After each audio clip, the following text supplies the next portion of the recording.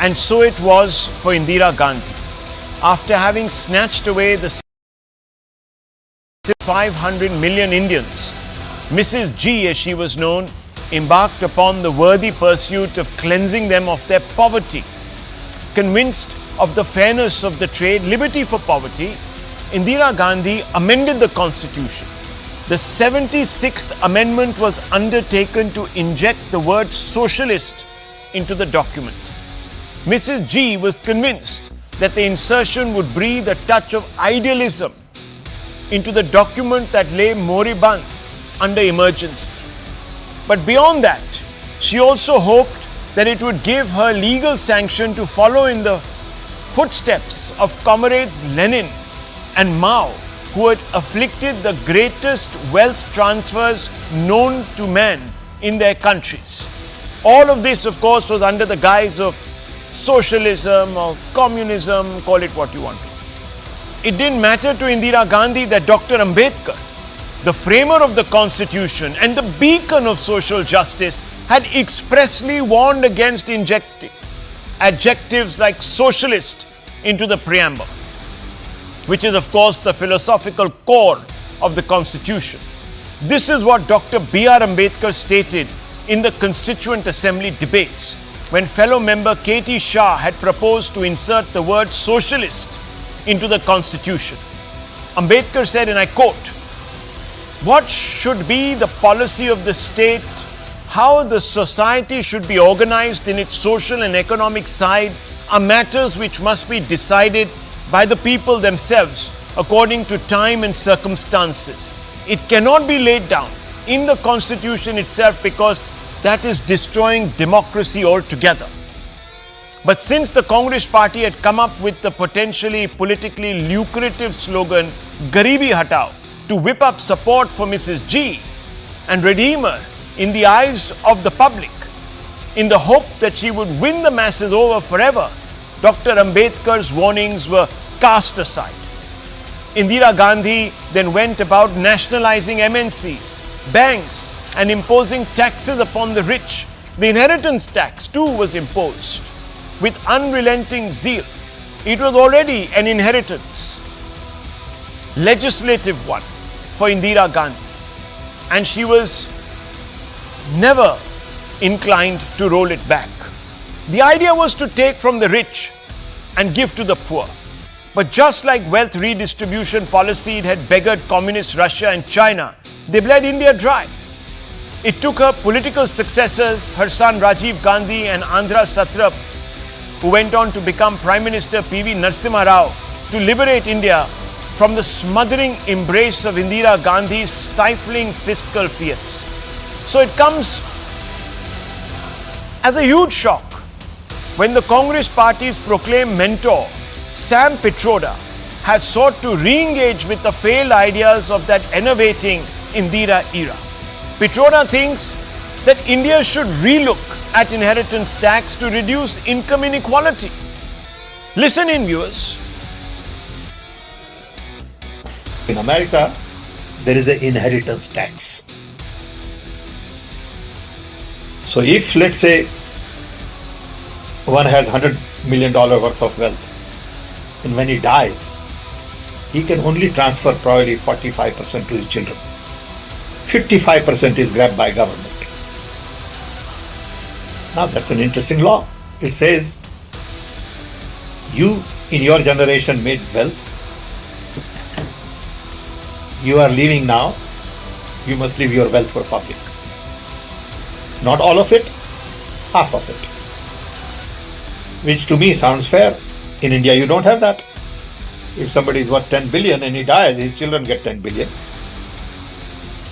It seems fair. India doesn't have that. It had it, Mr. Pitroda, and it had enough of it, and it said no to it. In fact, the Congress itself said no to it. Pitroda's support for the idea has greatly animated Narendra Modi. It gave NDA's lead campaigner fresh oxygen to accuse the Congress of eyeing public wealth with the intent of looting it. Listen in. अब कांग्रेस का कहना है कि वो inheritance tax लगाएगी, माता पिता से मिलने वाली विरासत पर भी टैक्स लगाएगी। आप जो अपनी मेहनत से संपत्ति जुटाते हैं वो आपके बच्चों को नहीं मिलेगी, बल्कि कांग्रेस सरकार का पंजा उसे भी आपसे छीन लेगा। यानी कांग्रेस का मंत्र है, कांग्रेस की लूट जिंदगी के साथ भी और जिंदगी के बाद भी।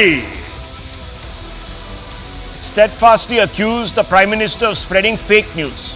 It has asked him to prove substantially where in its manifesto has the Congress promised to redistribute wealth. In fact, the party has distanced itself from Sam Pitroda and has also ruled out undertaking any such scheme if it is elected to office. Listen in. He expresses his views on issues that he considers important very freely, and that's part of democracy. So he makes these comments in the US, he's made these comments in the US, while he's free to say whatever he has to say on issues on which he feels strongly.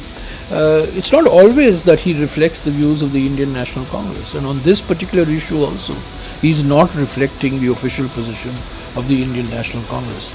But I think what is happening is his comments are torn out of context and they are being sensationalized in order to divert attention from the Prime Minister's deliberate, mischievous and malicious, poison-ridden campaign. A desperate Prime Minister, a nervous Prime Minister is trying to divert attention away from the real issues.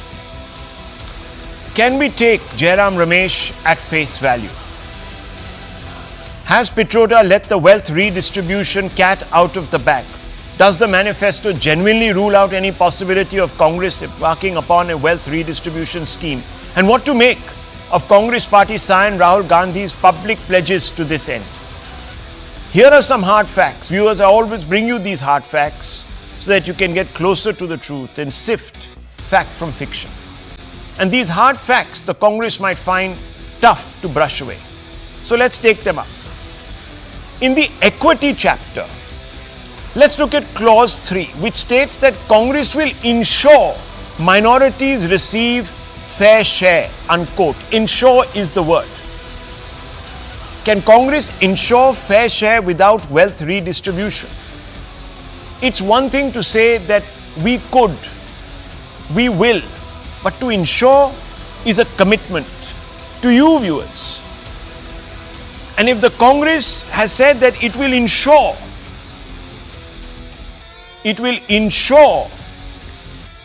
that minorities receive fair share, it stands to reason that it will have to, at some level or the other, embark upon some redistributive exercise. Then let's look at Rahul Gandhi's speech from April 7. He says, and I quote him, "We will do an X-ray that will provide an insight to minorities on just how much of a stake they are entitled to have in the nation's resource pie. We will also conduct a financial and institutional survey in a historic step to ascertain the distribution of wealth held by different communities." Here's a hard question on the back of that, viewers. Will the Mangal Sutras and holdings of religious institutions be a part of this wealth survey?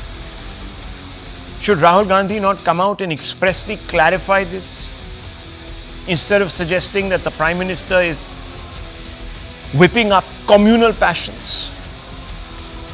What stops the Congress from coming out and saying, no way will a wealth survey look at assets? It's a very simple question, viewers. Of course, there's Sam Pitroda of today. In America, there is an inheritance tax. If one has 100 million of wealth and he dies, he can only transfer probably 45% to his children, 55% is grabbed by the government. That's an interesting law. It says you in your generation made wealth and are leaving. Now you must leave your wealth for the public, not all of it, half of it, which to me sounds fair. Here's a hard question.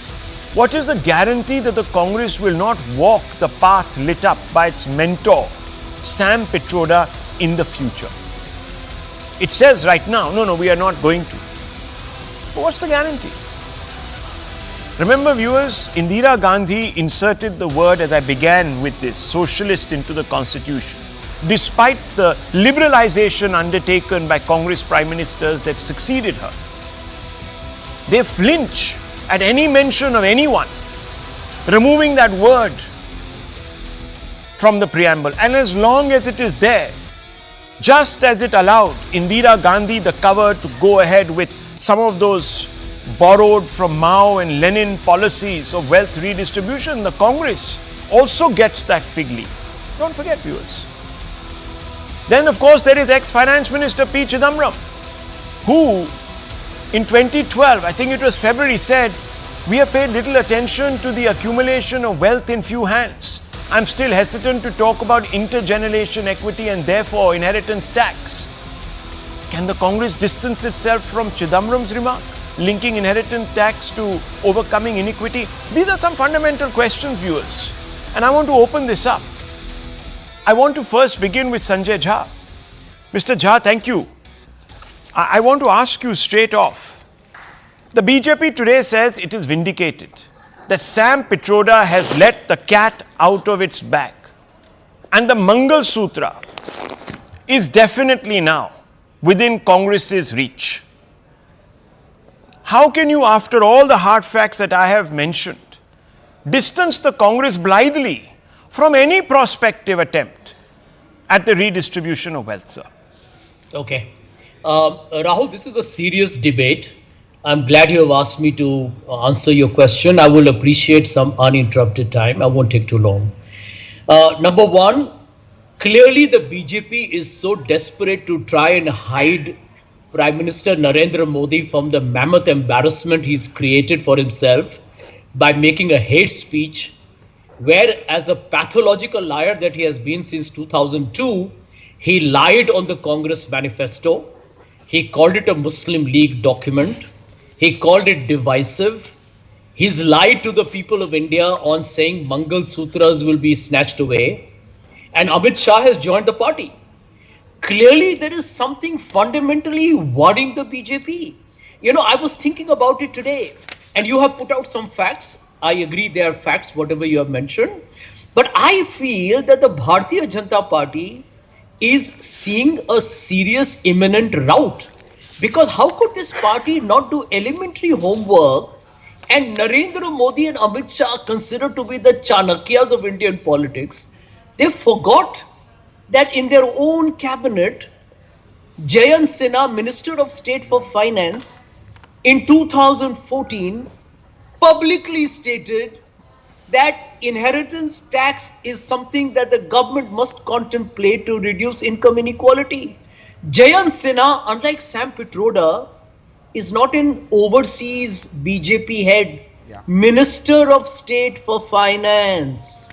And can I be honest with you? Frankly, in my opinion, in all the years that I have been in politics, one of the few people I really wanted to listen to and respected was actually Jayant Sinha. And even when I was the Congress official spokesperson at that point of time, I wouldn't be petty as to ridicule him for talking about inheritance tax, but that is the kind of conversation that policy makers, economists and thinkers and bureaucrats need to do. Okay. Now, here is the catch.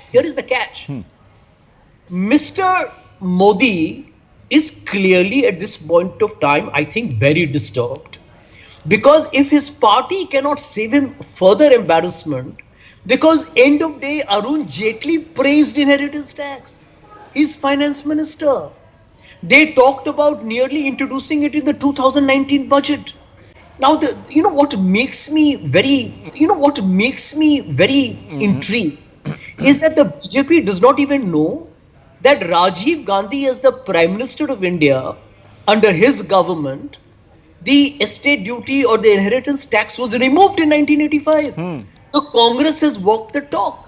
So I asked myself a question, Rahul, why is the BJP behaving like this? Okay. Modi is now in front of the Election Commission.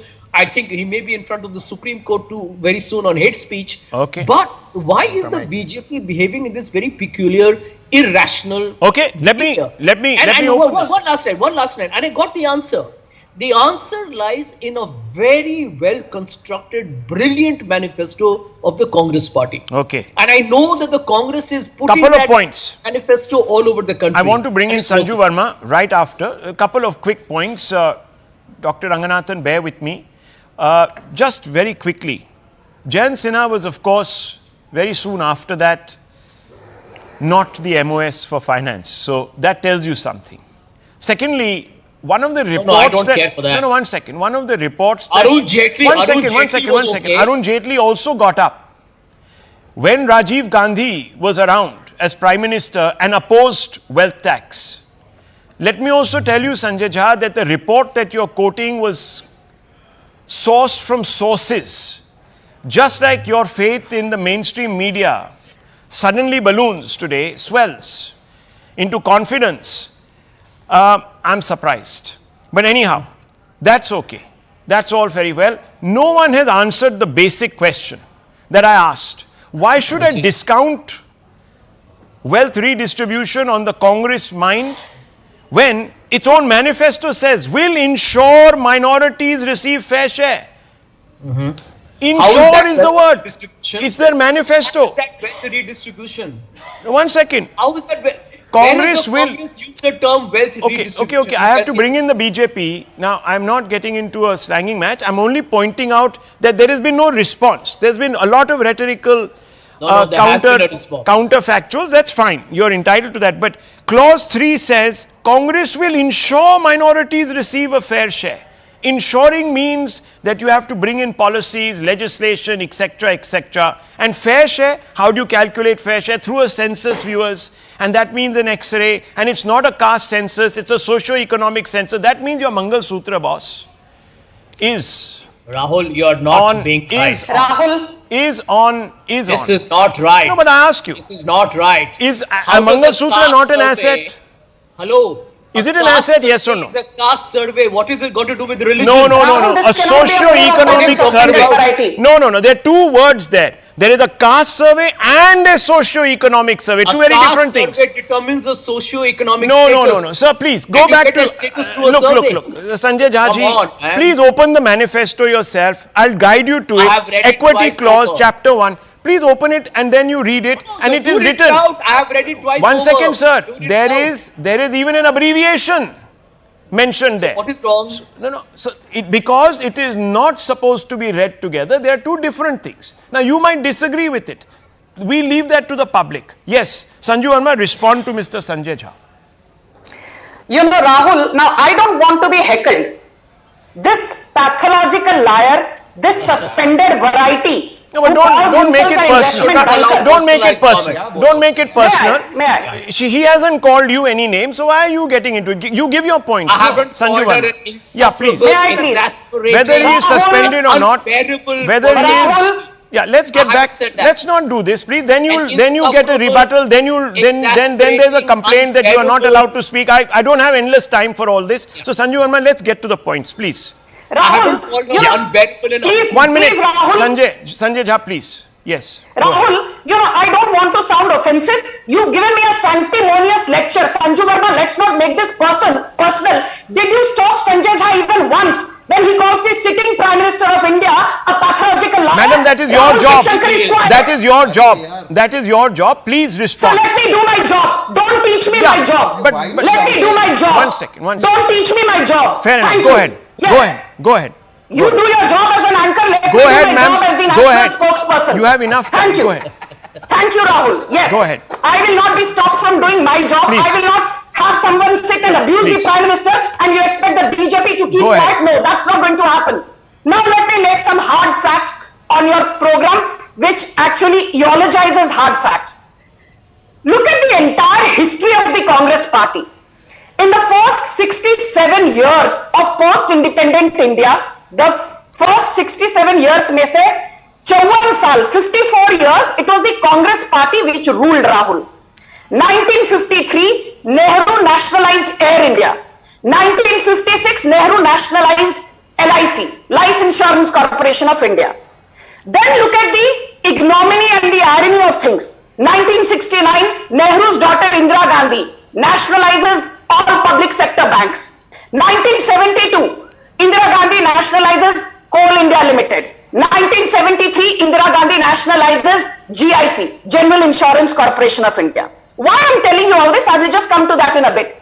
In 1986, Nehru's grandson and Indira Gandhi's son Rajiv Gandhi sets up MTNL, and then they treat MTNL as their private fiefdom, and it starts bleeding to the point that today it has to be merged with BSNL for its very survival. Once upon a time, MTNL was supposed to be the behemoth that would revolutionize Indian telecom industry. So Indira Gandhi, Rajiv Gandhi's widow Sonia Gandhi, who ran a kitchen cabinet, though Manmohan Singh was the prime minister right from 2004 to 2014, we had 10 of the biggest NPAs in India. I have the data right here. Bhushan Steel, Lanco Infra, SR Steel, SR Shipping, Bhushan Power, Alok Industries, Antec Auto, Monet Ispat, Electro Steel, ERA Infra, Jyoti Infra, JP Infra, ABG Shipyard. The list is endless. And they bled the economy by giving zombie loans to these companies which were declared NPAs long before the public realized that these companies have gone bankrupt. That is Nehru's Mahalanobis model.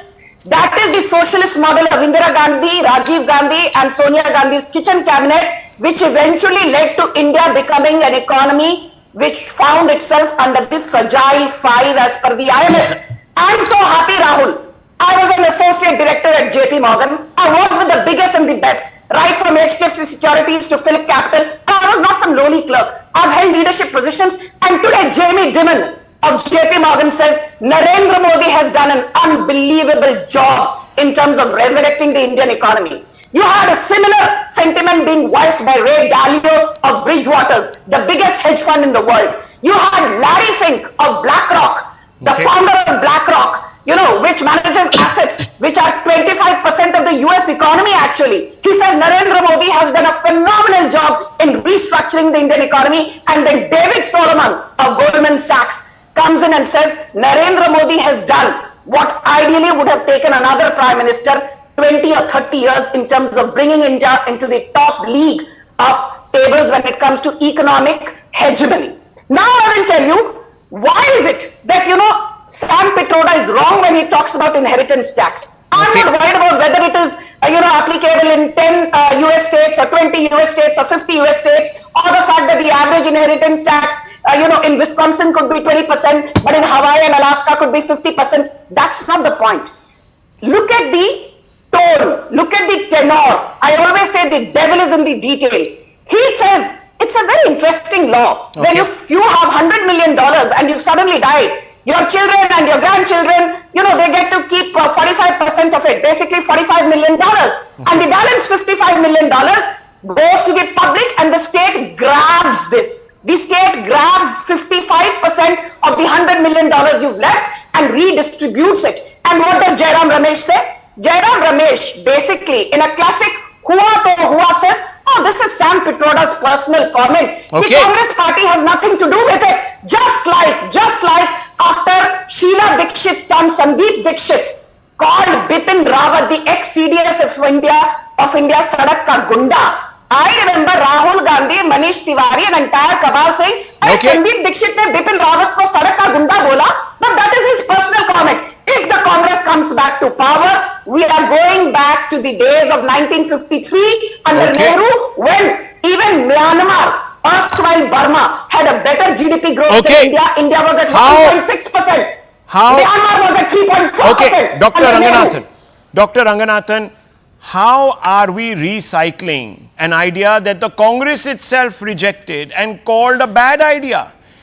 Then Finance Minister VP Singh called it quote unquote a bad idea. He said it wrecked our economy. They got rid of it in 85. And this gentleman, Mr. Pitroda, who's a mentor, proclaimed mentor of the Congress party, says it's a great idea. Let's talk about it. What am I supposed to come away thinking? Good evening, Rahul. Look, Rehan must be telling Priyanka Vadra, mummy कोई मामा को समझाओ, पहले wealth redistribution से पापा को सड़क पे लाएंगे और अब रामू काका के कहने पर इनहेरिटेंस टैक्स से मुझे Rahul, just when you think nothing could be more destructive than communism, the Congress proves you wrong. The Nigerian widow who wants to give away her recently discovered inheritance is more trustworthy than Rahul Gandhi. A great Orwellian tidal wave is coming our way, Rahul, if you are not careful. It carries with it wokeism and victimhood and the rest of the socialist deadwood. But this is not our greatest worry. What will drown us is not these post-modernist claptrap. No. Our greatest worry, Rahul, comes from the other two entities this tidal wave is carrying. Negation of the scientific axioms through Marxist thinking and celebration of the murder of private enterprise. It is the tolerance of these two that will plunge us into an abyss. Let me explain. Rahul, there is but one foreign destructive ideology, FDI, that has wrecked every land it has reached the shores of, and that is communism. And all these Congress stock exchanges and dynasty brokers are gaining from this FDI. This anti-science cult that has resulted in the murder of 100 million is the antithesis of Darwinism, in that it abjures competition and empathy. It attracts hateful, incompetent failures in life. It cushions their guilt of destroying things they are incapable of ever building. One must understand the thin lines that divide communism, anarchy and revolution are there for a purpose. Hopscotch. These hammerheads have perfected the art of jumping from one square to another. Communism today, anarchism tomorrow, revolution forever. A leftist, that's why, can never be your true friend, because he's deeply embarrassed about eulogizing mass murderers and following a junked ideology. It's a heady mix of inferiority and persecution complex that soon turns into anxiety when the ideas of the cult are rejected by all intelligent people. His only refuge then is amongst people of his own tribe. It's a religion. You keep convincing each other you are correct.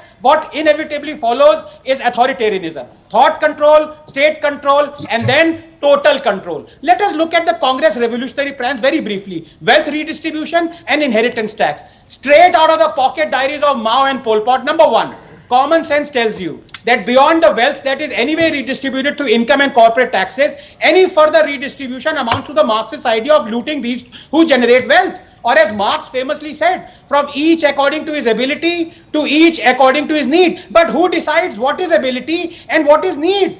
Altruism must always be a fraction of truism. Congress raised corporate tax to 45% in 1991. Modi reduced it to 22%. Why? Because common sense tells you that zealous redistribution of wealth reduces wealth, and total redistribution of wealth reduces wealth totally, because it removes the incentive from people who generate wealth to generate wealth, because it makes a segment of population, the recipients, uncompetitive and unproductive. Two, inheritance tax beyond tackling inheritance accrued through slavery and social Darwinism is draconian. Every generation, Rahul, strives to generate wealth for its progeny. For the state to take half of it is cruel. One saves in the hope that it will alleviate suffering for the next generation. One saves for one's own children, not for the children of Nehru, so they may carry out their crackpot commie ideas just 10 seconds. There is no cure for Congress. It can only be defeated through herd immunity. Well, let me tell you, viewers, that all Indian families, at great cost, parents specifically, grandparents, at great cost to themselves, they'd rather sacrifice the quality of their lives, but save enough so that their children and grandchildren can have better lives. Now, Tehseen Poonawalla, I'm only going to ask you a simple question. Forget Sam Pitroda, forget everything. It's a straightforward question. Right. Since he is talking about a great idea, and since he is such an influence on the Congress party, where is a firewall that says that tomorrow that idea may not once again be bred, incubated and implemented? Right? So I want to ask you, in the light of that, will Mangal Sutras and holding of religious institutions be part of a wealth survey? It's a very simple question. Can you answer this? Because that's what the Prime Minister has been answering. Sanjay Jha ji has not answered that. He's made counter charges against the Prime Minister, called him all sorts of things. But I'm not getting that clear answer. Neither is Rahul ji, neither is Jairam ji. No one is telling us. But I hope in the fairness of debate, there will be equal distribution of time, so I won't be interrupted. In the fairness of debate. Yes. So let's begin with what you said, and then I'll come to what Sanjay said. And I back Sanjay on what he said. So please hear me out. Number one, read my lips. The Prime Minister has bordered on hate speech and fear-mongering. And that is terrible, because he's a great leader of the greatest country in the world. He didn't need to do this. When we talk about Mangal Sutras, the only Mangal Sutras that are pawned off with loan sharks are the poor, who got poorer in his tenure, while his rich capitalist friends have got rich. And I am a capitalist. I am for capitalism.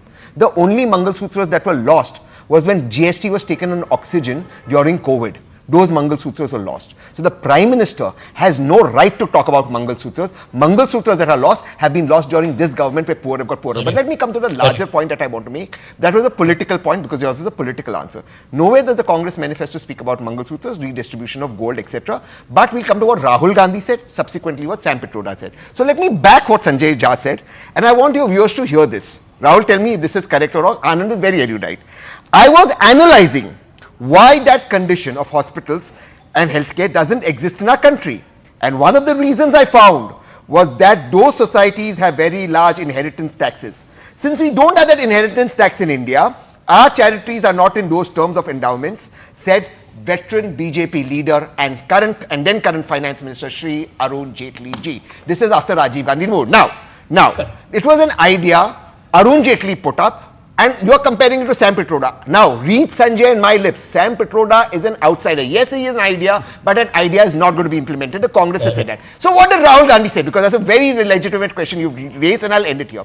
Rahul Gandhi's speech, and I'm quoting from Times of India, and he ends with, he talks about a caste survey, like done in Bihar, which realizes several Pandit families are actually worst off than Dalit and Muslims, several Brahmin families, and therefore he talks about redistribution of government resources and government jobs to hit the poorest. He's very clear of the word opportunities and government jobs. How does that become taking somebody's Mangal Sutra and giving it to Ghuspaitias? Can I ask you a if there question? are Ghuspaitias Very in quick. India, Yes, ask the I'll allow Prime you Minister in. to step down. Sanju Verma, ask him to step down after 10 years one of second. Ghuspaitias. Don't get. Calm down. I just any want to ask No, I completely you. One agree. second, Sanjay Jhaji, 1 second, please. And let me come in to add to One what second, is- no, I'm just countering. If you don't mind, can I have a counter question with Can I Mr. come in Poonawala? later? Can I Yes, come in I later, might Rahul? not have You can ask the time. counter to Sanjay. We have to I'm also okay. move in I'm okay to an with Sanjay answering. 1 second, to a more economical debate on whether inheritance tax works or not. So I'm really looking forward to that. I have And so my one views. short 1 second, counter for 1 second. Counter question, Rahul. please, to Mr. Poonawala and then Sanju Verma, and you can have your say. Just 30 seconds, please. I want to ask you, sir. Why is Sam Pitroda called the mentor of the Congress party? Not the Congress party of Rahul. No. Rahul. Today, no, 1 second. हाँ, क्या मतलब? ठीक है. Jairam Ramesh came out and said he's our mentor. अरे तो my mentor. Was he not somebody that influenced Rajiv Gandhi to begin, as they say, the computer age? Yes Yeah, or no? he did. Yes. So, viewers, Rahul, No, Sam you have to Pitroda allow me is to not answer. some You can't ask a retired. question and not. Then you got to give me a can't fair take that away answer. from him. Let me give you a fair Rahul, answer can I and then please let's come in? Sanjay. This is Give Rahul. me a fair answer. Is he Allow or me. is he not a mentor? This Of can't course. be a So monologue by one second. Poonawala. Come on, yeah, Sanju. One Don't second, be one this way. second. Don't be Is so he- personal. is he- So my mentor. Thank Just a you. second. 1 second. Thank My you. Is he a mentor? Yes or Of no? course. If My, he is, well, viewers- come on, yeah. You're not allowing me to answer. You're not being fair. Be fair to me. Be equitable to Rahul, Sanjay. this cannot be a my monologue my mentor in This college. man. My mentor in college told me only stick to doing business. Don't do political let's not be analysis. facetious. I didn't listen to my Let's mentor. not be facetious. Mentor ने एक I'm एक चीज talking बोल about सकता है one ना. हर gentleman. चीज थोड़ी mentor की सुननी पड़ती है. He's not some retired fogey sitting in America. First of all, he's talking about inheritance tax. He Right. should come to India, tell us what his inheritance is. He's sitting there. He's not going to have any Why losses. didn't you His ask Arun children will Jaitley not- these questions? His kids are Rahul, not going to Arun lose out in Jaitley any is which wrong. way. Arun One Jaitley is second, wrong. 1 second. Has the BJP brought in inheritance Has the tax? Congress brought No. it in? Yes, Has the sir, you Congress did. brought it in? No. You did. The Congress removed it. And then your Can I please incumbent come in? finance minister pushed for it. Anyhow, Pushed Sanju for it. Verma, Arun Jaitley also respond. pushed for it. He was the Respond. incumbent Respond. finance He minister. wasn't at that time. Yes, Second. 1 minute. Rahul, Respond. You promised me 15 Sanju Verma, seconds. respond. yes. Rahul, you know, Tehseen said our Prime Minister is a great leader of the greatest country in the world, and then he added some disclaimers, you know, Modi engaged in hate speech, etc. Arey, I am here to oppose Let her Modi. respond. She You never know, interrupted. want anyone to No, oppose that's Modi. not fair. That's not fair. Please keep quiet. Why No, she please. talks You like can't interrupt people and then don't expect them to get irritable. Now, please. Yes, Thank go you. ahead. Rahul, do you remember just barely a few days back when we were celebrating Ram Navami? Mamata Banerjee said, oh, these Hindus, you know, this is their danga karne ka din. Let them do sloganeering, let them do danga bazi. These kafirs DMK also said things. DMK also said things. DMK abused Rahul, Hindus. let me finish. Yes, Rahul, let me finish. So Mamata Banerjee said Ram Navami is the day of doing danga bazi. Rahul Gandhi, Priyanka Vadra, the so called Bacon's of secularism, इनके मुंह में फेविकॉल लग गया था. Udhayanidhi Stalin compare सनातन धर्म to dengue, malaria, rabies, इनके मुंह में फेविकॉल लग गया. But Narendra Modi simply showcases the mirror to the Congress Okay. and quotes what Manmohan Singh Rahul, had give said me 10 on the seconds. 9th of December 2006, and the entire cabal says, oh, Modi Okay. is a pathological liar. I will just end by saying 2 lines, Rahul, please. This is an article which I wrote for CNN News 18, just bear with me, where I say, in matters of style, swim with the current, in matters of principle, stand like a rock, said Thomas Jefferson. And indeed, the biggest plus point of Narendra Modi is that Modinomics is not xenophobic. It marries the best of both: good governance, transparency, probity, Okay. with structural Rahul, can I reforms, take a point? Yes, I will without allow being you. incremental. Okay. Without Okay. believing in Okay. incrementalism. Let's That is let's what not Modinomics is. let's not, viewers, lose sight of the fact that we have had rhetorical answers. Sanjay Jha, I'm only asking you this question, and I'm going to ask the same question that I asked Mr. Poonawalla, and right after that, Doctor. 30 seconds each to each one of you. Sanjay Jha, will Mangal Sutras and holding of religious institutions be counted as part of a wealth survey? Yes or no? The answer is no, and I hope the Prime Minister gets disqualified by the Election Commission. No, that's by not the an answer. Supreme I'm Court not of asking India about Continue the- living in cuckoo's land. 1 minute, now don't talk over each other. Suspended So the answer is no. Suspended And as a variety. quick point- Stop No, being how is very it no? loud. 1 second. At a quick When you point, talk 1 about minute, at a quick institutions, point- Suspended when variety. 1 minute, Stop please, and Sanju Verma, being please. Can you give me my 30 Prime seconds? Minister Yes, will not be go ahead. disqualified because a Here is my suspended leader point for thinks he Anand should be Ranganathan. disqualified. Go ahead. Sharam karo. Science. Anand Ranganathan, you never said anything about Patanjali, its cure for COVID that the central and the state government endorsed. कुछ बोले नहीं यार. ये आपके कुछ ऊपर बोले लगान नहीं. लगा दिया इन्होंने. चलिए एक मिनट Yeah. रुक जाइए. वो उनको पीछे क्यों पड़ गए? How come you never said Dr. anything about Ranganathan, very RCS quickly. and I Patanjali? find it strange that every is very time I ask the pro-science, most huh? piercing question here, Very pro-science. which is how is it that a institutional survey, financial and institutional survey, will discount the counting of physical assets? People say no, it won't. Dr. Ranganathan, does this make sense to you? It जरा makes Patanjali total पे भी sense. जवाब दे देना. You know, I don't know what is Okay, wrong doctor, with please, Sanjay. I need to move on. Yeah, go ahead. Yeah, Sanjay, just because you are beaten black and blue by Sanju doesn't mean you come after me. It'll be much worse. No, you talked Now. of anti-science. Okay, gentlemen, please, Walk the talk. please, Thank I you, beg you. Dr. Ranganathan, Yes, for saying that. doctor, quick, make your तुम point. जो school में पढ़ते हो Okay. तुम principal रहे Okay, हो. I have other guests. I'm going to cut you off. I have other guests. They're getting impatient. I need to go to them. So please, 30 You're a seconds. fake investment banker. Please, You're 30 also seconds. an Come on. investment banking Dr. service. Ranganathan, Sanjay 30 Jha. seconds low feeders. Please. Yeah. Tell me, where were you practicing Yes. investment banking? Yes, 30 I've never seconds. heard of Sanjay Jha. Okay. I've never heard of Okay, you. I'm You're a moving fake on. I'm investment moving on. banker. Let's move on. Let's move on. This is not the way. This is not the way. 1 second. Dr. Ranganathan, very quickly make your point. Very quickly, 30 seconds. Please. Yes, 30 seconds. Number Yeah. one, you were absolutely right. If the wealth of every Indian is to be surveyed, and if that wealth is in the form of little bit of gold or Mangal Sutra, then of course Okay. that would get onto the paper. Why wouldn't it? Why wouldn't Logic it? tells that it would. Why won't it? Why won't it? I need to move on, viewers, because now we are going to assess whether a wealth tax actually works in doing what the Congress will hope it does, or what Sam Pitroda, forget the Congress, Sam Pitroda hopes it will do, which is to reduce inequity. Now, let me give you a few facts. Rajiv Desai is here with us. Let's open them up to our questions. Let me tell you, viewers, estate duty from 1953 till its abolition in 85 happened under the Rajiv Gandhi government. Estate duty was scrapped when then Finance Minister VP Singh called it a failure. Mr. Pitroda is talking about US having such a tax, but it's only in 6 states, and none of those 6 states are in the best 10 top performing states in America.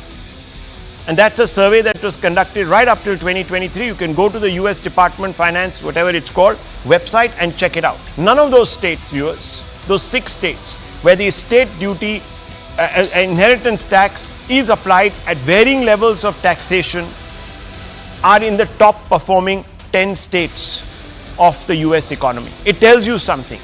It tells you something. It doesn't work. In India, it was rejected by the Congress. Why is it being peddled again? Let's open this up. Mr. Desai, let me begin with you first.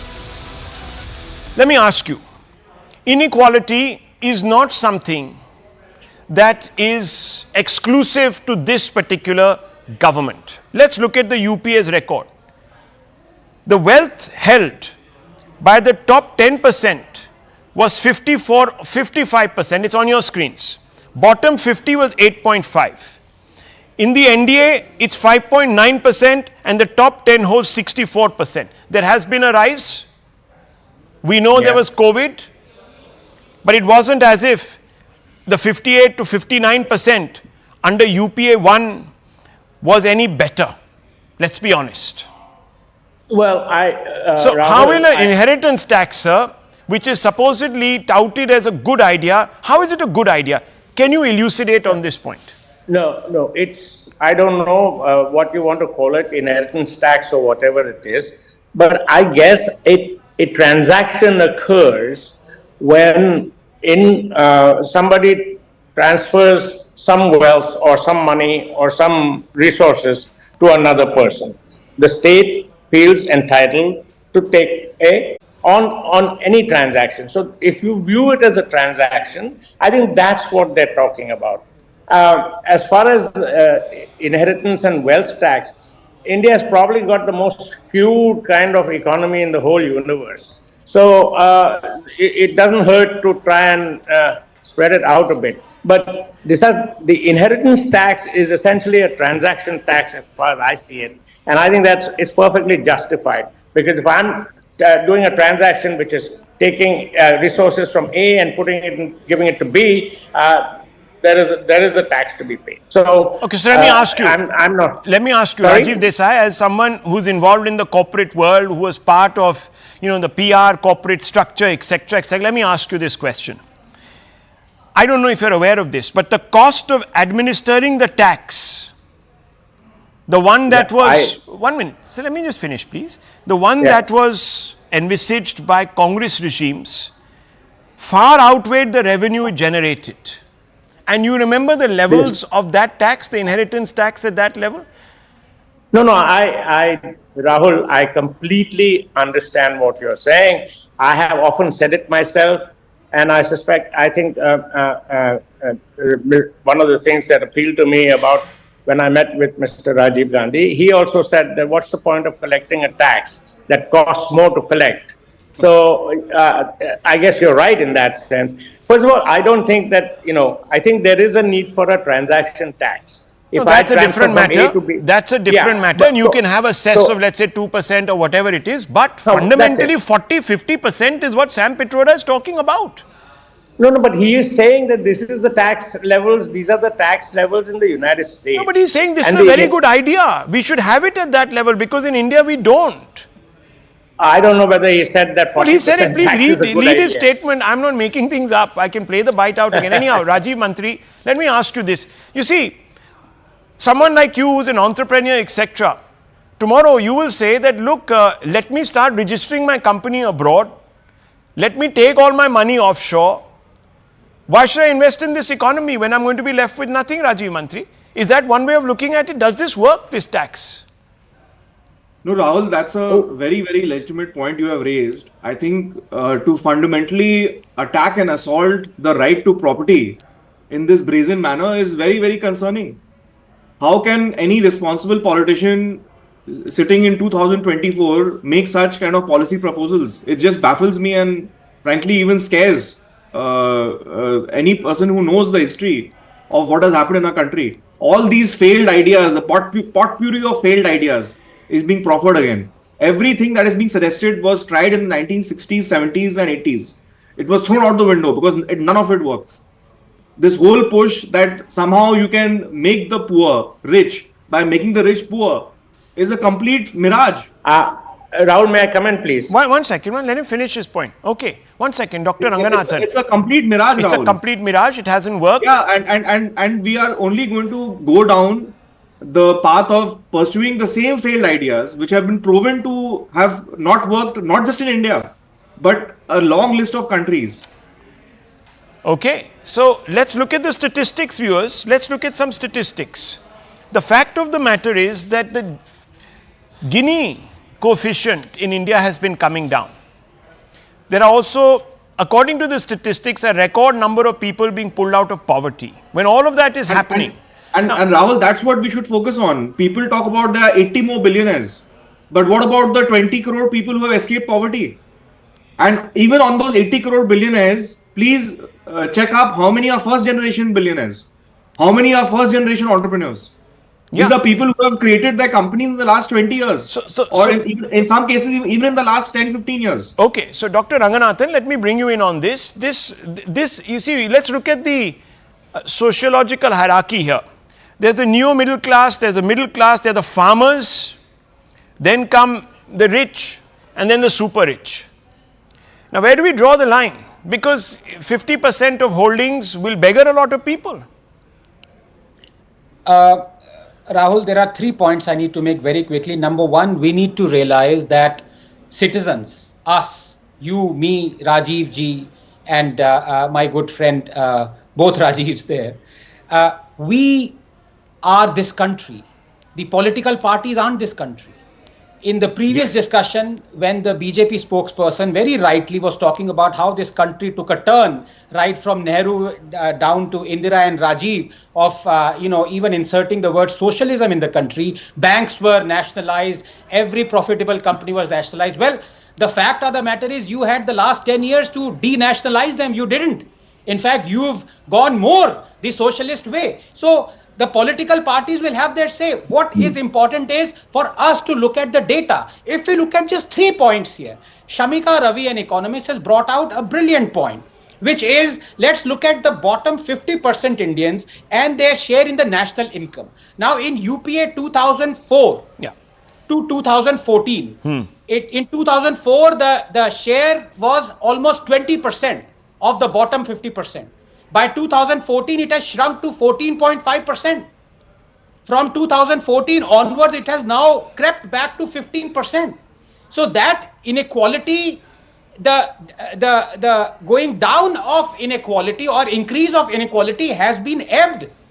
Now let us look at the Gini coefficient, which is the best metric for assessing whether the inequality has increased or not. In the last 10 years, the Gini coefficient, where 0 means there is no inequality and 1 means there is total inequality, it has shrunk from 0.49 to 0.4. So what are we talking about here? Is India getting prosperous? Yes, it is. Are we going back to the crackpot communist ideas of Marx and Lenin and Pol Pot to snatch wealth from those who are generating it? Removing the incentive to generate more wealth? Are we going to ignore Laffer curve, for example? Where are we going? And I'll tell you where we're going. It is because erudite intellectuals like Rajiv ji have removed their stake from the Congress. The coterie of Rahul Gandhi is not made up of people like Rajiv. It is made up of crackpot leftists from JNU. That is the problem. Okay, so let me bring in Rajiv Desai. Rajiv Desai, look at the Gini coefficient, and I've got it right here before me. It's shrinking. It's shrinking, and this is happening with an increased commitment to welfareism, in an indirect sort of give from poor to rich, from rich to poor, and also we are further liberalizing, getting in more capital, etc., etc. The government is also spending. This is a virtue cycle we need to create, shouldn't we not? Yes, absolutely. I agree with you 100%. But this virtue cycle that you talk about also needs to include, to spread the word and the understanding and the knowledge that people should pay their taxes. And in paying taxes, the state gets more prosperous, you get more services, you get lots of things better. Now, one of the problems in India has been the inequity of the taxes. And I think if that is understood and addressed, we don't have to get into all this wealth tax and all of that stuff. Just make sure that the laws you have are properly implemented, and but when they are properly implemented, then people cry foul. Yes, doctor. Yes, Rajiv ji is absolutely right. Yes, we don't have a substantial population that pays taxes, but if you look at, always look at data. You look at the last 10 years, the tax base has increased. That is true. More and more people are paying taxes. And I ask you a very simple question. As far as inheritance is concerned, Rahul, just a simple thing. You are going to take inheritance tax from a person who has paid income tax all his life. Yeah. All that poor man has wanted to do is to save for his progeny so that they will not suffer what he has. Isn't it cruel for the state to double tax him? Double tax, Rajiv Mantri. No, and even to add the point of indirect taxes, we are a country where we have progressivism even in indirect taxes. we have higher taxation rates for what are classified as sin goods or luxury items. I think you're absolutely right. There's a need for a more equitable tax system and a more efficient tax. I just want to complete what I'm saying. We are already taxing the very rich or super rich people north of 35-40% at a personal income level. We are taxing their consumption of the super rich. Those who are buying expensive cars or staying in luxury hotels or whatever in that category, they are sort of having to pay higher taxes. There is a restriction on sort of capital being sent out of the country.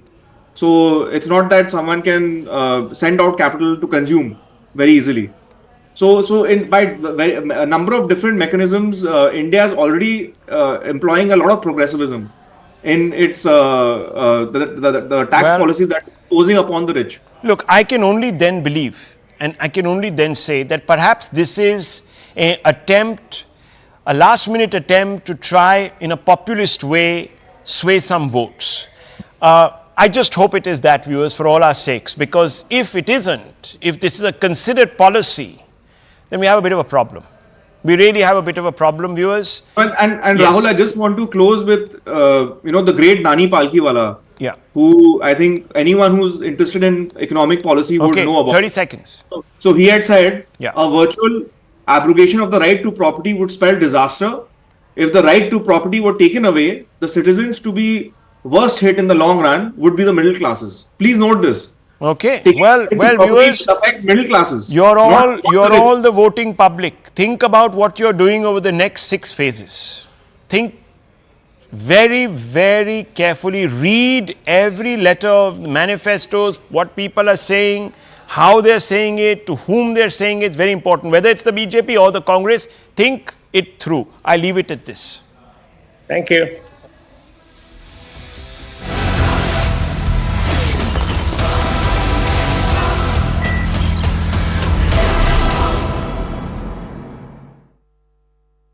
Madam ji, seen leaders of Congress party giving out clarification as to when they have written something like that in their manifesto, what it actually means. But then we have comments from the BJP and in fact Prime Minister himself, where he has mentioned that how Congress party is eyeing towards the Mangal Sutra of women of this country, and this is the reason why in fact they people have come. I'll try to talk to this lady. Ma'am, क्या नाम है आपका, कहाँ से आई हैं और क्या कुछ प्रदर्शन है, मुझे बताइए। मेरा नाम अंजू पांचाल है, मैं जिला नवीन शादरा से आई हूँ और मैं इसलिए आई हूँ कि आपने जैसे देखा कि राहुल बाबा, क्योंकि बाबा नहीं कहूंगी, बाबा तो फैंसी वर्ड होता है, बाबा जैसे वो कह रहा है कि मेरी माँ ने अपने देश के ऊपर अपने मंगलसूत्र कुर्बान कर दिया। सबसे पहले तो मैं उनकी बात का जवाब देना चाहूंगी कि जो भारतीय नारी होती है ना, अगर आज उसके मंगलसूत्र पे आती है वो उसे कुर्बान नहीं करती, सबसे पहले खुद कुर्बान होना पसंद करेगी। और रही बात, क्या राहुल गांधी के बाप यहाँ रखा गया था कि वो जो हमारा एक्सरे करेगा? अरे जब माँ बाप अपनी बेटी की शादी करते हैं ना, वो तिनका तिनका अरमान होगा, अपनी खुशियाँ कुर्बान करके एक एक पाई जोड़कर गहना बनवाते हैं। और सेम वही कंडीशन एक पति की होती है, वो ये देखते हैं कि उसकी बीवी खुश है, तो मैं अपनी दिन रात मेहनत करके खून पसीने की कमाई से वो एक एक तिनका जोड़कर एक एक पाई जोड़कर गहना बनवाता है। तो राहुल गांधी ने क्या कहा कि हम उसका एक्सरे कराएंगे, उसका बाप रखेगा। All right, so this is the kind of anger, in fact, in these protesters, because they are saying that Congress is against, what they have been following since years, and this is the reason why they are against the Congress party, and they are appealing, somewhere giving out an appeal that people should vote against Congress. And it's also so interesting, Akash, Priyanka Gandhi's retort, her counter to the Prime Minister's Mangal Sutra remark, one would have thought was a strong one, but on the contrary, it's evoking some very strong sentiments and emotions from the women who have gathered there. Right, in fact, it is again, about the rituals and the kind of practices that we here in India follow. And in fact, Shikhar, the lady who I was just talking to, she was mentioning that it is not about who has sacrificed what, but when you are mentioning something in your manifesto, it means that you have that sort of intention. And the problem is with the kind of intention that Congress has. In fact, the leaders present here, in fact, the president himself is saying that we have problem with what Congress thinks about and also what Congress is trying to do or what Congress intend to do. And this is the reason why they, want to appeal, that people should vote against Congress. What's the plan? Where are these ladies going to be headed to next? What's going to be the next, move by all of these ladies who are gathered there? Right, I'll come to that question, Avantika, Sure, but once again, I'll ask my camera person to show you some visuals first. This is Mansingh Road, and from here I'll try to show you the visuals. There you see these women protesters who have gathered here in large number. They're on truck, US.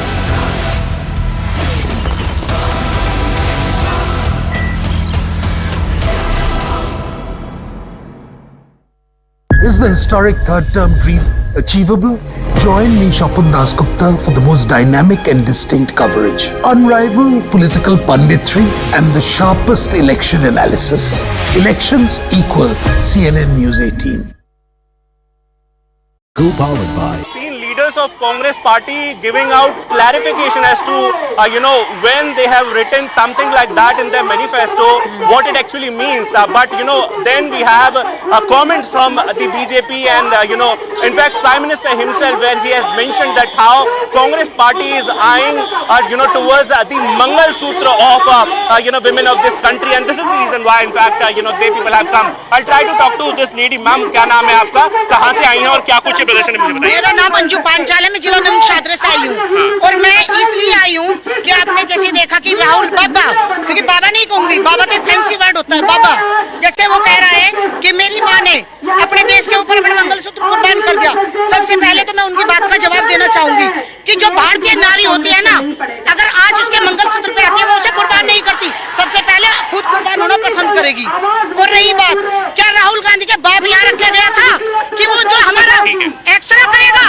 अरे जब माँ बाप अपनी बेटी की शादी करते हैं ना, वो तिनका अरमान होगा, अपनी खुशियाँ कुर्बान करके एक एक पाई जोड़कर गहना बनवाते हैं। और सेम वही कंडीशन एक पति की होती है, वो ये देखते हैं कि उसकी बीवी खुश है, तो मैं अपनी दिन रात मेहनत करके खून पसीने की कमाई से वो एक एक तिनका जोड़कर एक एक पाई जोड़कर गहना बनवाता है।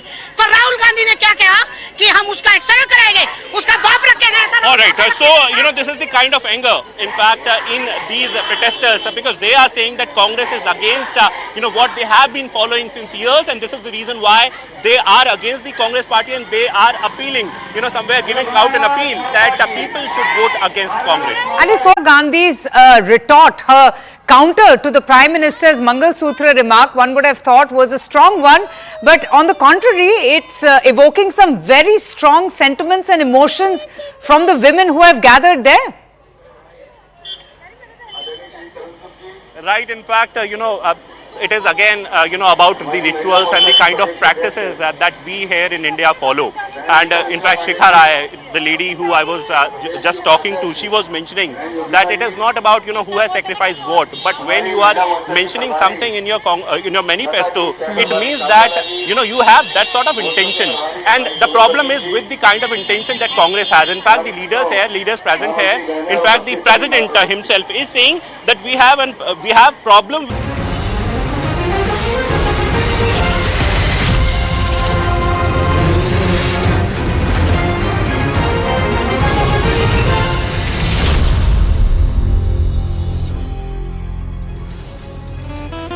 Namaste, Jai Hind, and welcome, ladies and gentlemen. If there is heaven on earth, it is here, it is here, it is here, and there is a reason why.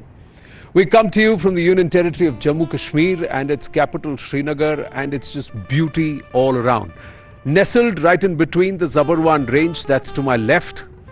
It's just sight to behold. It's magic all around us. Let's take you to the other side. To my right, on that hill is the Shankaracharya hill. Up top that is a very, very centuries old Shiva temple, and we're given to understand that Acharya Shankar or Shankaracharya, after whom that hill takes its name, did dhyan there, meditated there when he spent time here in Kashmir in those times. And then let's move a little more across the Dal Jheel. There, far corner, to the naked eye, I can see the tricolor fly right at the top of the Hari Parbat, an ancient fort. That fort there that was built during the time of the Afghans, for the Afghan governors at that time. But then just to the western side is the Sharika Devi temple. The Makhdoom Sahib shrine is also there in that direction. As we move a little more and pan out, that's the snow-capped mountains hid behind this cloud cover that's just suddenly come here in this beautiful weather here in Srinagar, ladies and gentlemen. This is a beautiful view of the Dal Jheel. You see lovely shikaras. This catamaran right behind me is also property of the KICC, where we come to you in this special broadcast from the KICC. The Kashmir International Culture Center is something that has been a host to some of the most prestigious events over the last 5 years. Ever since the abrogation of Article 370, KICC has been booked, packed, always busy. And we are lucky that we'll be able to bring you this special broadcast. My name is Anand Narasimhan, and here in Srinagar we are talking at a time we want this to be perhaps the most democratic polls ever. We want this to be perhaps the most involved elections ever, especially when it comes to Lok Sabha elections, because the 5 constituencies of Jammu and Kashmir have to elect their representative who will take their voice right to the corridors of Parliament. So namaste to all our audience here. A lot of youngsters were given to understand out of the about 18 lakh or 1.8 million voters in Srinagar itself and across Jammu and Kashmir. The total number of voters, maximum number of turnout is expected from the youth who have a voice this time around. Will they have a fair representation? Will they come out and make their vote count? We'll talk to the citizens too, but first we will talk to the politicians. What is the politics of Jammu and Kashmir post the 5th of August 2019? How diverse is it? Are there more regional faces? Is there more representation of all sections of people? And is there going to be some competition? Are people going to look beyond the Rivayati parties? The BJP, not very active in the Kashmir region, active in the Jammu region. How much is that? How much of that is going to impact everyone? Let's try and understand all of that. Altaf Thakur of the BJP with me, Nilafur Masood of the National Conference, a lawyer herself with me here, Iftikhar Misgar, a political analyst with us, Irfan Hafiz Loan, a DDC member. He's pulled himself out of television debates recently, but he's out there among the public with the debates. So good to have you there. Thank you very, very much. Thank you very much. And we also have Shahnawaz Hussain, an independent candidate. Shahnawaz ji, namaste. Now, let me start with Kashmir this time. How is it nearly 5 years since the abrogation of 370? After abrogation of 370, a huge long gap was of a Jammu democracy between people and government. No representative was in parliament. Also our democratic right was snatched by central government, and now some hope are risen in the hearts of people that we can go for a representative to choose ourselves a representative who can represent us in a parliament for next, who can talk about assembly elections, not to contest it under UT, but we have a complete statehood and 2 houses. See, the agenda is statehood eventually, but to have elections will happen because the Supreme Court itself has mandated, and there is a commitment that by September 30th, assembly elections will happen. But Shahnawazi, I want to ask you, you're contesting from North Kashmir? Central Kashmir. Central Kashmir. Who are your competition? Competition with National Conference, PDP and others. So National Conference and PDP continue to remain the bulwark of Jammu Kashmir politics? They have PDP is a 23 years old party and National Conference is a 50 years old party. We are the newcomers and we see that what will be the mood of people. What is the mood of people? Are they wanting to look beyond the Rivayati parties? Let me say that. No, they have keep mum. They are quiet. Keep mum. Just like some of our audience here right now, they're just quietly sitting and listening. Kaun kya bol raha hai, uske baad hum bolenge. So what will be the mood? It depends upon, and let us see on election day. Let's see on election day. But do you think people will come out and vote? Yes, obviously people will come out and vote if they want to choose a representative beyond the expectations, and result has come beyond the expectations. So what dominates the political discourse here? I'm pushing you a little because before I come to the rest, I want to understand. For you, what is the mudda in Central Kashmir? What is the issue with which you are going to the people? There are many issues, not only one issue. There is a main issue is 60 to 70% people are living in rural areas. And also the city has a 20 lakh people who have a well source of income. But after the Article 370, they lost their hopes and no one can invest here. Everyone hesitating, everyone has a fear. Why should they did not invest? Okay, so they are not investing, whereas the administration claims it's a record number of investments. Real estate is total down. Real estate is down. Real estate is down. But real estate is a central mudda or is it a local mudda? I'm asking. Or is it a mix? Is it a mix? It is a local issues. It's local issues. No one can. देखो एक चीज है कि जो लोग सियासत से जुड़े थे पिछले 50 वही रियल एस्टेट लोग हैं. दे हेजिटेटिंग, वो ना तो बाय कर रहे हैं ना सेल कर रहे हैं. तो उन्होंने मार्केट को ठंडा किया हुआ है. आप ये कह रहे हैं पूरा बैठा हुआ तो है. आप कह रहे हैं कि वोटिंग से माहौल थोड़ा गर्म होगा, लोग थोड़ा जगेंगे, कुछ अल्टरनेटिव ऑप्शंस आएंगे. But Irfan Hafeez Lone, what are the real issues? Is there a real issue? This गांव वाला शहर वाला divide, is it coming out? Are the गांव वालास not coming out and saying we'll get fair representation? See, first of all, I must say that really it was a heaven on earth. But unfortunately, it's not now. It's a heaven turned into hell. This was a historical state reduced to a UT. And our rights, which we are guaranteed by the Constitution of India. As a student of law, I must say that we just exhausted the legal remedy, but we believe that as far as our political rights possible within the framework of Constitution, requires a political struggle. You're a DDC member. Yes. I just want, I must say that we have to fight for our political rights. For that we require a movement across the country. And right now I must apprise your good self that the government of India used it to make tall claims that no sooner we remove the 370, it will facilitate the return of the Kashmiri Pandits. They didn't return. They used to say that normalcy will return.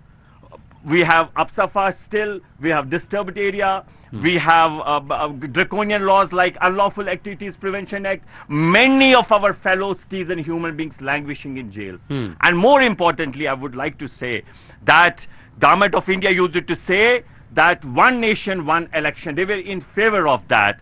And as on date, in the rest of the country, the elections are being held in the simultaneously assembly election along with the parliament. No. Why this discrimination with the state of Jammu and Kashmir? And Mr. Narasimhanji, I'm concluding.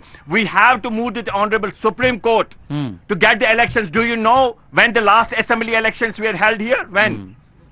2014, 10 years gap. Fantastic. Is this permissible under democracy? You are not doing an election rally, so you don't. No, this is some valid point. It's not an election rally. I know. You said you are concluding. Now hear me out. Okay. You have to allow me the intervention. Our voice is already suppressed. You have to allow me the intervention. Our voice is already suppressed. You can also. Now the decibel levels किसके ज़्यादा हैं आप decide कीजिए कौन किसकी जुबान suppress कर रहा है आप decide कीजिए पर मैं बस आपसे इतना बोल रहा हूँ. You are DDC member in heaven or in hell? When were the DDC elections held in Jammu and Kashmir? After how many years? Oh, no, after how many years? Just answer this. 70 years? No. 70 साल में DDC elections? You are factually incorrect. Okay, tell me. I challenge. हाँ जी. Right now we don't have a municipality here.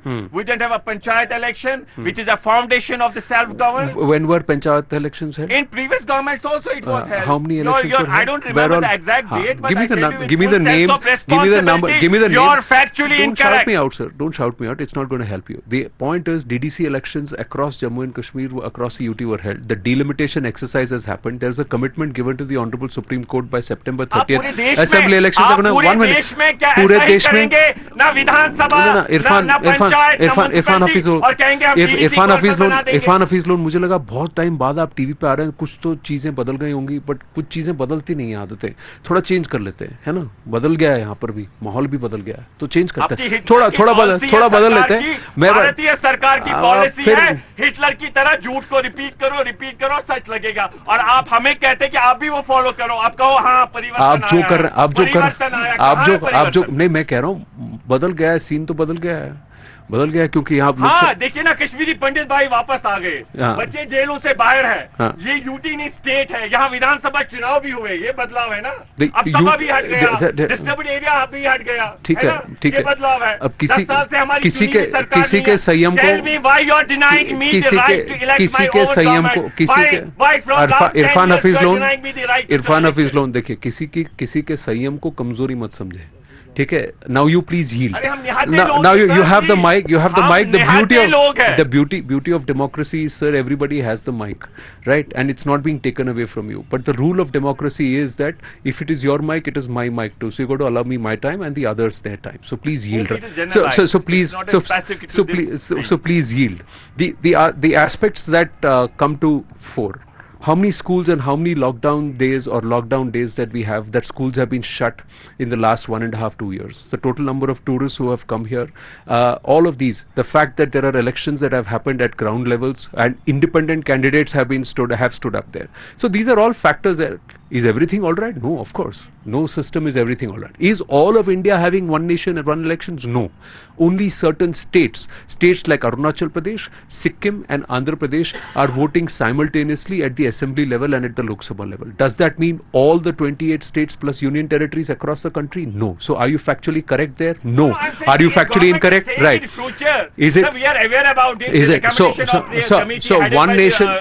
So you are talking about one nation, one election as a different issue. Now, Iftikhar Misgar, now please, हमें exclude क्यों कर रहे हैं? बताइए क्यों नहीं यहाँ चुनाव कर रहे हैं? ठीक है, आप पहले आप एक काम कीजिए, as a candidate and as somebody who's a DDC member, ensure that there is a record number of voter turnout like never before. Ensure there is 60% voter turnout this time around. Get everybody to vote, irrespective of which party they vote for. Get everybody to vote.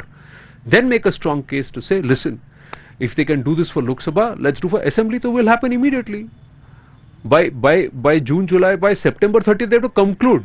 The assembly will be there. It's a commitment given not just by the government to the Supreme Court. The LG himself is on record saying this, that it's going to happen. We are ready for it because the delimitation exercise had to happen. As a lawyer, you're supposed to inform. Has that delimitation exercise happened? On the floor of the House कहा था 5 अगस्त के बाद जगह मिले तो पूरा घेर लो, ये एटीट्यूड नहीं होना चाहिए. अब आप यील्ड कीजिए. Yes, Iftikhar मिसगर ji, your point of view. What's working in this? Now you have to yield, sir, please. So, yes. Yeah, I want to understand from you, how democratic are these polls? One, what are the issues here? And are the voters going to look beyond NC and PDP as the Rivayati traditional parties, or do they still hold sway here? See, we have to understand so many aspects, like as I'll start with one point when you were introducing and you were telling the people of India that these are the beautiful things, and out of these beautiful things I want to let you know that this place, this used to be Sher-e Kashmir Institute of SKICC. Only thing what has changed is name Sher-e Kashmir has been removed. Rest, it was like that. The grass was green that time also. It's green today also. It used to be booked that time also. It is now that. So change, when you say change, I want to tell you one thing, sir. If Bharatiya Janata Party government has done something good for this erstwhile state of Jammu and Kashmir and Ladakh, even I will tell you, why they have gone away from the people's mandate. People give us mandate on the basis of the satisfaction, on the basis of what they have got from this government. Go to the Ladakh. Small seconds I'll take for Ladakh, because you have snatched the right of Ladakh from me. I cannot even talk for Ladakh, since we consider that again is a part of our state. And inshallah, when we'll get the state back, it will be with Ladakh also. Now Sonam Wangchok, he was dying for 40 odd days. Nobody listened to him. And you were talking about the elections. Sir, Panchayat election happened in 2011, and irony is journalism is not going into the deep of the history of Jammu and Kashmir. The poll percentage used to be 40, 45, 60%, more than what poll percentage you are witnessing in Mumbai and Delhi. So yes, of course, elections are, as you questioned me today about today's elections, we welcome this election and we want mass participation in this election. Since we were waiting for this election or assembly election, because this is the only democratic right which makes me to represent myself and to make governments answerable for my deeds and for my tomorrow's future. So I was ignored for this. I don't know what reasons the Bharatiya Janata Party took. It took them 9 odd years to go for the elections. And when it came, they were beating the drum across the country that all is well and we have changed the whole chemistry of Jammu and Kashmir, and today they are not in fray. They are abundant.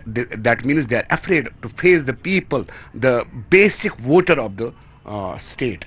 And one more thing important. Okay, I'll conclude and then let Altaf Thakur respond. Without shouting, if I'll shout, you will give me more time. If I'll not shout, no, I'm not interrupting you. See, I didn't interrupt you. See, thanks a lot. Last but not least, I want to tell you that we are the candidature. We have given the candidate. We consider our candidates only those who will. Actually, sir, I want to let you know that Parliament elections used to be like it never used to be hot cake for us. Kashmir has never shown interest towards this Parliament election. It is the first time that every Kashmiri is very much interested in this election, and people will come out. I do have expectations that there will be more percentage of vote percentage comparatively to the other states of the country, only because people of Kashmir want to resolve our issue which was snatched by this government at dispensation on August 19, 2005. So you're saying that there is a mandate for people to go back to something that's also got legal sanction, that's got overwhelming sanction of the parliament of the country, and which many believe there is no going back. That is going back and bringing back 370. Altaf Thakur, respond. One, BJP is not there, and on ground people will come out and vote for or against 370. क्या कहेंगे आप? देखिए 370 का जहां तक आपने कहा लोग आएंगे और 370 को वोट डालेंगे, it is totally wrong. When 370 was abrogated, no person will push a still even a stone at Srinagar. After that, when Supreme Court was maybe Hafisa was the one of the petitioner. जब ये supreme court में गई और जब supreme court ने verdict दी, तो कहीं एक दुकान आपने बंद देखी है, कभी आपने एक पत्थर देखी है, कभी आपने हड़ताल देखी है, कभी आपने कैलेंडर देखा है? और वो लोग जो इसकी मुखालफत करें, ये आपके सामने सड़क, ट्रैफिक चल रहा है, कहीं पत्थरबाजी नहीं है, कहीं पत्थरबाजी नहीं है. हम माइक के साथ भी खेलना हमें आता है और दूसरी गेम में भी हमें खेलना आती है, वो गेम हमने करके दिखा दी. और जहां तक ये 370 पे आप निकलेंगे वोट डालेंगे, 2 मिनट के लिए मैं मानता हूं 3 की 3 सीटें जीतते तो करेंगे क्या? 400 पार है. तब जब ये 3 थे तब कर पाए कुछ, आज ये कर पाएंगे. फिर एक बार लोगों को धोखा दे रहे. देखिए, इवन एक तो सेपरेटिज्म, दूसरा स्टोन पेल्टिंग, और तीसरा पाकिस्तानी आइडियोलॉजी किसी भी हालत में हम जम्मू कश्मीर में चलने नहीं देंगे. ये सिंगल है. और 370 जो एक बार मरता है 370 मीटर नीचे जमीन में उसको गाड़ दिया जाता है, वो कैसे बाहर आके कहेगा कि मैं जिंदा हूं? वो तो मर चुका है. और फिर एक स्पेशलिस्ट डॉक्टर इन्होंने बिठाया था, शायद वो इसका डीएनए टेस्ट करके वो कहे कि जिंदा है मुर्दा है, तो ऑनरेबल सुप्रीम कोर्ट ने भी उसको मुर्दा करार दिया. लोगों को गुमराह करने के लिए, लोगों को वर्गराने के लिए 370 इश्यूज दूसरे हैं, मुद्दा दूसरा है. मुद्दा इस वक्त सबसे बड़ा जम्मू कश्मीर में है कि जो डायनेस्टी पॉलिटिक्स है, जो रिवायती पॉलिटिक्स है, उस रिवायती पॉलिटिक्स को ठुकरा दी. और जहां तक भारतीय जनता पार्टी का ताल्लुक है, हम नहीं लड़ रहे कश्मीर में, मैं इस बात को मानता हूं. जम्मू में लड़ रहे, कश्मीर में नहीं लड़ रहे. It is the game. ये स्ट्रेटजी है, ये स्ट्रेटजी है. एक स्ट्रेटजी के तहत। भले हमने 3 सीटें लड़े, बाहर तो हम 400 से ज्यादा सीटों पे लड़ेंगे। और मैं एक बार फिर आपको दावे के साथ कह रहा हूं कि इस बार हमें देखना है कि कश्मीर क्या फैसला करता है। अगर कश्मीर का वोटर निकलता है, कश्मीर की परसेंटेज बढ़ती है, तो दैट मीन्स कि उन्होंने 370 को रिजेक्ट किया है। नहीं, 370 को रिजेक्ट करने के लिए उनके पास आपने ऑप्शन क्या दिया है? आपने अगर कश्मीर की 3 सीटों में आप नहीं लड़ रहे हैं, तो जो नैरेटिव लेकर आप आए थे जम्मू कश्मीर में विकास का, एक भारत, एक देश, एक विधान, एक संविधान, ये आपका नैरेटिव था। This was the one that was against the traditional parties here, that is National Conference and PDP. Yes, there was a ground sentiment which said that these Rivayati parties are not for us, we want an alternative. Who is the alternative? अब मैं आपसे ये पूछ रहा हूं कि alternative कौन है? Alternative है, we are supporting like-minded parties. NC, PDP और कांग्रेस के बगैर जितनी भी पार्टियां, we are supporting them. और जीत का जो आंकड़ा होगा, जीत की जो होगी, वो भारतीय जनता पार्टी का कार्डर से डिसाइड कर देगा। ये डिसाइड नहीं करेंगे, इसके बाद डिसाइड नहीं करेंगे, भारतीय जनता पार्टी कर। मैंने कहा तो तीन dynasty rulers, Congress, Abdullah and Muftis, उसके बगैर जो लाइक माइंडेड पार्टीज है उनको हम सपोर्ट करेंगे। जग जाहिर है, दुनिया जानती है। उन सबको आप सपोर्ट कर रहे हैं, तो यानी बहुत सारी पार्टीज इन बड़ी पार्टीज के खिलाफ खड़े हैं, बहुत सारे candidates are against these candidates, these parties, and your cadre, your support, the sentiment for or against 370 and thereafter what's happened in the last 5 years. Have people's lives improved? Have things changed on ground? And it all boils down to economics. It boils down to economics, it boils down to welfare, it boils down to the life of the youth. It boils down to the life of the youth. Is it become better or is it worse? They can't bring 370 back. Whether they want to bring 370 back or not is a different. They can't bring. Is a different point. They can't. No. नहीं ला सकते, धोखा दे रहे लोगों को, नहीं ला सकते। I'll tell you, it's sometimes कई बार ऐसा होता है, lawyers को ना फाइन लग जाते हैं, क्योंकि आप एक चीज जो कभी हो ही नहीं सकती उसके लिए बार-बार PIL दाखिल करते हैं। तो कितनी बार आप दाखिल करेंगे उससे आपको कोई नहीं रोक सकता, लेकिन कोई उधर सामने से फटकार भी मार सकता है। वो भी अलाउड है ना, क्योंकि अगर मेरा फ्रीडम है कि मैं जाके पूछूंगा, अर्जी करूंगा, तो वहां